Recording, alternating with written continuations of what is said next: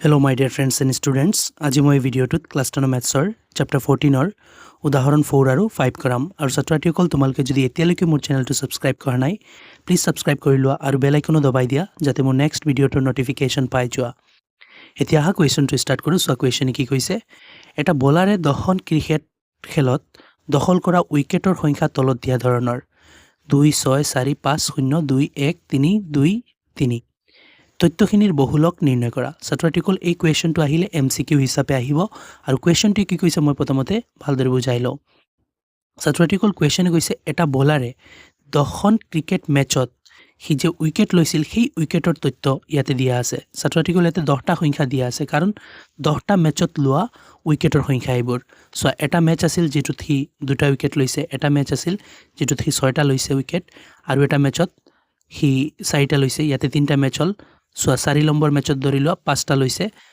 5 number মেচত এটা wicket ল'ব পৰা নাই 0টা লৈছে, 6 নম্বৰ মেচত 2টা লৈছে, 7 নম্বৰ মেচত এটা উইকেট লৈছে, 8 নম্বৰ মেচত 3টা লৈছে উইকেট আৰু 9 নম্বৰ মেচত 2টা লৈছে আৰু 10 নম্বৰ মেচত 3টা উইকেট লৈছে। আমাক কৈছে এই উইকেটৰ তথ্যবোৰৰ বহুলক নিৰ্ণয় কৰিব লাগে। সো ইয়াতে তোমালোকে চাবা যে কোনটো সংখ্যা বাৰ ৰিপিট হৈ আছে, সবতকৈ বেছি বাৰ ৰিপিট হৈছে। তেনে আমি দেখি আছো ছাত্ৰছাত্ৰীসকল 2 এবাৰ, ইয়াতে 2 আৰু এবাৰ, ইয়াতে 2 আৰু এবাৰ, 3বাৰ 2 আছে। গতিকে ছাত্ৰছাত্ৰীসকল এই তথ্যখিনিৰ বহুলক হৈছে 2। তোমালোকে বেলেগ সংখ্যা চাই চোৱা, যেনেকুৱা 6 এবাৰেই আছে, 4 এবাৰেই আছে, 5 এবাৰেই আছে, 0 এবাৰেই আছে। তাৰপিছত 2টো আমি বহুলক হিচাপে পালোৱেই। 1টো চোৱা 1 এবাৰে আছে, 3 দুবাৰ আছে, চোৱা 3 দুবাৰ আছে আৰু 2 সবতকৈ বেছি আছে। এনেকুৱা ছাত্ৰছাত্ৰীসকল সংখ্যা যিটো বেছি হ'ব সেই সংখ্যাটোৱেই বহুলক হ'ব। আকৌ এনেকুৱা নিলিখিবা যে 2 3বাৰ দেখিছা, সবতকৈ বেছি দেখিছা, দেখি পেলাই 3 লিখি দিছা, নহয়। 2টো বহুলক, যিটোৰ কোৱান্টিটি বেছি হ'ব সেইটোৱে হ'ব বহুলক। কিমান বাৰ বা কোৱান্টিটি কিমান সেই কিমানটো বহুলক নহয়, যিটোৰ কোৱান্টিটি বেছি সেইটো বহুলক। যেনেকুৱা 2টা উইকেট সি বেছিভাগ মেচত লৈ আছিল, গতিকে 2 হৈছে এই তাৰ উইকেটৰ তথ্যবোৰৰ বহুলক। ছাত্ৰছাত্ৰীসকল এইটো হৈ গ'ল 2 টকা অপশ্যনটো তোমালোকে চুজ কৰিবা। এতিয়া হা উদাহৰণ 5টো চাওঁ।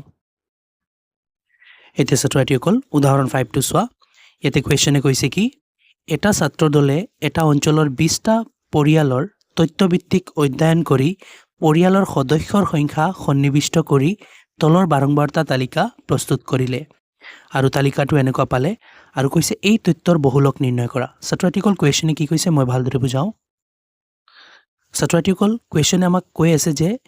এটা ছাত্ৰ দলে 20টা পৰিয়ালত গৈছিল আৰু 20টা পৰিয়ালত গৈ পেলাই সেই পৰিয়ালবোৰৰ সদস্যৰ সংখ্যা যিবোৰ পাইছে সেইখিনি লৈ পেলাই এনেকুৱা এটা তালিকা বনাইছে। তালিকাটো চোৱা, পৰিয়ালৰ আকাৰ মানে পৰিয়ালত থকা সদস্যৰ সংখ্যা 1ৰ পৰা 3জন সদস্য থকা পৰিয়ালৰ সংখ্যা আছিল 7খন। তাৰপিছতে 3ৰ পৰা 5জন সদস্য থকা পৰিয়াল আছিল 8টা। তাৰপিছত 5ৰ পৰা 7জন সদস্য থকা পৰিয়ালৰ সংখ্যা আছিল 2টা। তাৰপিছত 7ৰ পৰা 9জন সদস্য থকা পৰিয়ালৰ সংখ্যা আছিল 2টা আৰু 9ৰ পৰা 11জন সদস্য থকা পৰিয়ালৰ সংখ্যা আছিল 1টা। এতিয়া আমাক কৈছে এই তথ্যখিনিৰ বহুলক নিৰ্ণয় কৰিবলৈ। তাহলে ছাত্ৰছাত্ৰীসকল আহা বহুলক ওলাও। ছাত্ৰছাত্ৰীসকল ইয়াৰ আগতে আমি মাধ্য ওলাইছিলোঁ, মধ্যমাও ওলাইছোঁ এক্সাৰচাইজবোৰৰ অংকবোৰত, তোমালোকে চাই ল'বা। সেইবোৰত টেবুল লাগিছিল, কিন্তু এই বহুলক ওলোৱাত আমাৰ টেবুল নালাগে। চোৱাচোন, এটা সূত্ৰ লাগিব, সূত্ৰটো মুখস্থ কৰিব লাগিব। তোমালোকক স্ক্ৰীনত দেখুৱাই আছোঁ। ছাত্ৰছাত্ৰীসকল চোৱা, যেনেকুৱা তোমালোকে বহুলকৰ সূত্ৰটো স্ক্ৰীনত দেখি আছা, মুখস্থ কৰিব লাগিব। সেইবাবে মই ছাত্ৰছাত্ৰীসকল চাই লিখি লৈছোঁ। তোমালোকে ছাত্ৰছাত্ৰীসকল পৰীক্ষাত এই সূত্ৰটো নাপাবা, মুখস্থই লাগিব, গতিকে মুখস্থ কৰি ল'বা। চোৱা, সূত্ৰটো হৈছে এনেকুৱা যে বহুলক equal L plus F1 minus F0 divided by twice F1 minus F0 minus F2 into H। এই সূত্ৰটো মুখস্থ কৰিব লাগিব। এতিয়া ছাত্ৰছাত্ৰীসকল এই সূত্ৰটোত লাগতিয়াল যিবোৰ বস্তু আছে, যেনেকুৱা L, F1, F0, F2, এইবোৰ ছাত্ৰছাত্ৰীসকল এই ওপৰত দিয়া টেবুলৰ পৰা আমি ল'ব লাগিব। লৈ পেলাই এই সূত্ৰটো ফিল কৰি দিলে ওপৰত দিয়া তথ্যৰ বহুলক ওলাই যাব। তাহলে ছাত্ৰছাত্ৰীসকল চোৱা, এইখিনিও তোমালোকে মুখস্থ কৰিব লাগিব যে L কি। তোমালোকে স্ক্ৰীনত দেখি আছা, তোমালোকে পাই যাবা তোমালোকৰ কিতাপত এই উদাহৰণটো য'ত আছে। ছাত্ৰছাত্ৰীসকল ইয়াতে লিখা আছে L হৈছে বহুলক শ্ৰেণীৰ নিম্নসীমা। তাহলে ছাত্ৰছাত্ৰীসকল ইয়াৰ পৰা আমাৰ বহুলক শ্ৰেণীটো বিচাৰিব লাগিব, তাৰপিছত আমি বহুলক শ্ৰেণীৰ নিম্নসীমা পাম। ছাত্ৰছাত্ৰীসকল চোৱা, এটা টেবুলৰ পৰা বহুলক শ্ৰেণী কেনেকুৱা বিচাৰে। ছাত্ৰছাত্ৰীসকল এইবোৰ হৈছে শ্ৰেণী, অৰ্থাৎ শ্ৰেণী অন্তৰাল, আৰু তলৰবোৰ হৈছে বাৰম্বাৰতা। হাইয়েষ্ট বাৰম্বাৰতা ছাত্ৰ ছাত্ৰীসকল ইয়াতে কোনটো 8টো হৈছে হাইয়েষ্ট বাৰম্বাৰতা এই হাইয়েষ্ট বাৰম্বাৰতাৰ যেটো শ্ৰেণী হ'ব সেইটো হ'ব বহুলক শ্ৰেণী এনেকৈ ছাত্ৰ ছাত্ৰীসকল পৰীক্ষাত তোমালোকে সাৰ্কেল দি দিবা তেন ছাত্ৰ ছাত্ৰীসকল চোৱা এল হৈছে বহুলক শ্ৰেণীৰ নিম্ন সীমা এইটো যদি বহুলক শ্ৰেণী হয় ইয়াৰ নিম্ন সীমা কিমান 3 নহয় তেনেহলে আমি ইয়াতে কাষতে ভ্যালুবোৰ পুট কৰি লও যে এল হৈছে আমাৰ এই টেবুলৰ 3 তাৰ পিছত ছাত্ৰ ছাত্ৰীসকল তোমালোকে দেখি আছা সূত্ৰত যে h এয়া h এই h ৰ ভ্যালুটো তোমালোকে ইয়াতে চোৱা কেনেকুৱা লিখিছে h লিখিছে শ্ৰেণী অন্তৰালৰ দৈৰ্ঘ্য মানে ছাত্ৰ ছাত্ৰীসকল এই শ্ৰেণীবোৰ কিমানকে বাঢ়ি গৈ আছে চোৱাচোন 1 ৰ পৰা 3 3 ৰ পৰা 5 5 ৰ পৰা 7 মানে ছাত্ৰ ছাত্ৰীসকল দেখা গ'ল যে 2 2 বাঢ়ি আছে মানে ডাঙৰ পৰা সৰুটো বাদ দিলে তোমালোকে ডিফাৰেন্স পাই যাবা যে কিমান বাঢ়িছে 3 ৰ পৰা 1 গলে 2 5 ৰ পৰা 3 গলে 2 7 ৰ পৰা 5 গলে 2 মানে 2 2 কে বাঢ়ি গৈ আছে গতিকে ছাত্ৰ ছাত্ৰীসকল এই তথ্যখিনিৰ h অৰ্থাৎ শ্ৰেণী দৈৰ্ঘ্য শ্ৰেণী অন্তৰালৰ দৈৰ্ঘ্য হৈছে 2 তাৰ পিছত ছাত্ৰ ছাত্ৰীসকল তোমালোকে f1 দেখি আছা সূত্ৰটোত f1 ৰ বিষয়ে লিখিছে বহুলক শ্ৰেণীৰ বাৰম্বাৰতা ছাত্ৰ ছাত্ৰীসকল চোৱা তোমালোকে মুখস্থ কৰিব লাগিব f1 মানে বহুলক শ্ৰেণী বাৰম্বাৰতা যেনেকুৱা স্ক্ৰীনত দেখি আছা এয়া ছাত্ৰ ছাত্ৰীসকল বহুলক শ্ৰেণী আৰু ইয়াৰ বাৰম্বাৰতা কিমান 8 গতিকে ছাত্ৰ ছাত্ৰীসকল এই তথ্যখিনিৰ f1 অৰ্থাৎ বহুলক শ্ৰেণীৰ বাৰম্বাৰতা হৈছে 8 তাৰ পিছত ছাত্ৰ ছাত্ৰীসকল তোমালোকে f0 দেখি আছা আৰু কিতাপতে চোৱা f0 ৰ বিষয়ে লিখিছে যে বহুলক শ্ৰেণীৰ পূৰ্বৱৰ্তী শ্ৰেণীৰ বাৰম্বাৰতা ছাত্ৰ ছাত্ৰীসকল এইটো বহুলক শ্ৰেণী আমি সাৰ্কেল দি ৰাখিছো ইয়াৰ পূৰ্বৱৰ্তী শ্ৰেণী হৈছে এইটো আৰু এটোৰ বাৰম্বাৰতাটো হৈছে f0 মানে এনেকুৱা কৈছে যে বহুলক শ্ৰেণীৰ পূৰ্বৱৰ্তী শ্ৰেণীৰ বাৰম্বাৰতা হৈছে f0 তেনেহলে ইয়াতে লিখো যে f0 আমাৰ কিমান ওলাইছে 7 বহুলক শ্ৰেণীৰ পূৰ্বৱৰ্তী শ্ৰেণীৰ বাৰম্বাৰতা হৈছে 7 গতিকে f0 হৈছে 7 আৰু ছাত্ৰ ছাত্ৰীসকল তোমালোকে দেখি আছা f2 চোৱা ছাত্ৰ ছাত্ৰীসকল কি লিখিছে লিখা আছে যে f2 ৰ বিষয়ে f2 হৈছে বহুলক শ্ৰেণীৰ পৰৱৰ্তী শ্ৰেণীৰ বাৰম্বাৰতা ছাত্ৰ ছাত্ৰীসকল এটো হৈছে বহুলক শ্ৰেণী ইয়াৰ পূৰ্বৱৰ্তী কলে এটো এতিয়া পৰৱৰ্তী লাগে বহুলক শ্ৰেণীৰ পৰৱৰ্তী শ্ৰেণীৰ বাৰম্বাৰতা এটো বহুলক শ্ৰেণীৰ পৰৱৰ্তী শ্ৰেণী হৈছে এটো আৰু ইয়াৰ বাৰম্বাৰতা হৈছে 2 এইবোৰ বাৰম্বাৰতা এটো হৈছে 2 তাহলে ছাত্ৰ ছাত্ৰীসকল ইয়াতে লিখি দিও আমি f2 পাইছো কিমান 2 এতিয়া ছাত্ৰ ছাত্ৰীসকল চোৱা সূত্ৰটোত লগা সকলো ভ্যালুবোৰ আমি ইয়াতে লৈ লৈছো এতিয়া এই ভ্যালুৰে আমি এই সূত্ৰটো ফিল কৰিম এই তথ্যখিনিৰ বহুলক ওলাই পৰিব ছাত্ৰ ছাত্ৰীসকল চোৱা আমি বহুলক ওলাই আছো l হৈছে ছাত্ৰ ছাত্ৰীসকল 3 গতিকে l ৰ ঠাইত আমি 3 লিখি দিম তাৰ পিছত প্লাস তাৰ পিছত ব্ৰেকেট f1 চোৱা কিমান দি আছে 8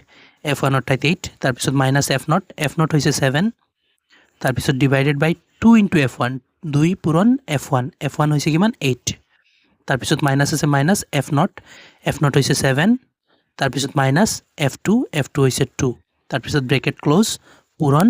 h হৈছে ছাত্ৰ ছাত্ৰীসকল 2 এতিয়া ছাত্ৰ ছাত্ৰীসকল চোৱা সূত্ৰটো আমি এই ভ্যালুখিনিৰে ফিল কৰি লৈছো এতিয়া আমি ক্যালকুলেট কৰি যাম সো 3 টো হিয়তৰ লগত নিমিলাম লাষ্টতে যিমান হয় সব সলভ কৰি 3 লগত যোগ কৰি দিম 3 টো ৰাখি যাম আৰু প্ৰথমতে ব্ৰেকেটৰ ভিতৰটো সলভ কৰিম সো 8 ৰ পৰা 7 গলে ওপৰত হৈ যাব 1 আৰু তলতে 8 দুগুণ 16 হৈ যাব তাৰ পিছতে চোৱা ইয়াতে -7 -2 সেম চিনৰ হলে ছাত্ৰ ছাত্ৰীসকল বাঢ়ে যেনেকুৱা 7 2 9 হৈ যাব আৰু জি চিনৰ সেই চিনৰে বাঢ়ে মানে মাইনাসৰ হ'ব মানে -7 আৰু -2 মিলি পেলাই -9 হৈ গৈছে -9 তাৰ পিছত ছাত্ৰ ছাত্ৰীসকল বাহিৰত ব্ৰেকেটৰ বাহিৰত পূৰণ হৈ আছে 2 এতিয়া 3 টো ৰাখিম তাৰ পিছত প্লাস ইয়াতে ওপৰত আছে 1 আৰু তলত চোৱা 16 টো প্লাসৰ 9 টো মাইনাসৰ উল্টা চিনৰ হলে কমে ছাত্ৰ ছাত্ৰীসকল কেনেকুৱা ডাঙৰৰ পৰা সৰু কমাব লাগিব এটো 16 ৰ পৰা 9 গলে কিমান হ'ব 7 হৈ যাব আৰু ডাঙৰটো প্লাসৰ আছিল গতিকে আনসাৰ প্লাসৰ হ'ব আৰু বাহিৰত পূৰণ হৈ আছে কিমান 2 এতিয়া ছাত্ৰ ছাত্ৰীসকল 3 টো যেনেকুৱা আছে ৰাখিম ইয়াতে 2 টো ছাত্ৰ ছাত্ৰীসকল পূৰণ হৈ আছে তলৰ লগত কাটাকুটি গলে কাটিলুহেতেন না কাটে গতিকে ওপৰৰ লগত হিসাব কৰিম ওপৰৰ লগত পূৰণ হয়